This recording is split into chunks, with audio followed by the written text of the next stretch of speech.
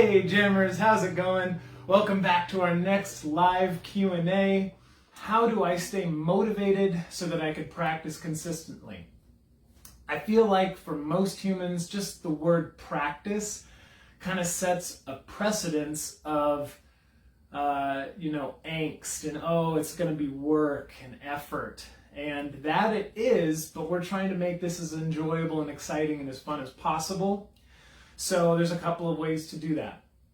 One, set up your practice room to feel kind of like your sanctuary. You want to feel like you want to go there. And because when you go to your practice area, it should feel like you're away from all of the worries and stresses of your life. It should be like your own little safe place. That will make you want to practice guitar because it's a place that you want to be. Don't get in a routine of practicing in the middle of the living room. If you have family walking all around, feel like you're under pressure while you're practicing or jamming out a new song. You want to make sure that your practice room feels like it's your safe place. Another good trick is just to set an alarm. You'll notice that just in a very short amount of time, you won't even need that alarm anymore. Maybe 2 weeks of an alarm going off to remind you to play 5, 10, 20 minutes of guitar is enough to kind of create that pattern, that positive habit in your brain. So look at your daily schedule. If you work till 6 o'clock in the evening, then you got to do dinner, hang out with the kids, set your alarm to 8:30. And then after 2 weeks of your alarm going off at 8:30, I guarantee you that even if you turn your alarm off when 8:30 comes, you're going to be like, oh, it's time to run out to the garage or to my safe place, my practice room, and play guitar for a quick 20 minutes. But if you're not in that routine yet, it's very easy to A, forget, B, feel like it's effort or work to go and do it. But I promise you, after you do it consistently for a couple of weeks, you're going to need it in your life every single day. So set that alarm whenever in your schedules fits best for you. I guarantee you in 2, maybe 3 weeks, you're not going to need the alarm anymore, but it's a good way to start.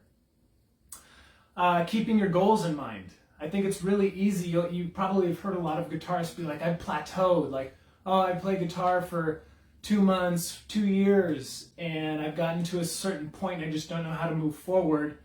Well, what you need to do is re-strategize your goals. I don't think you've exercised that practice of realizing where you want to get to next.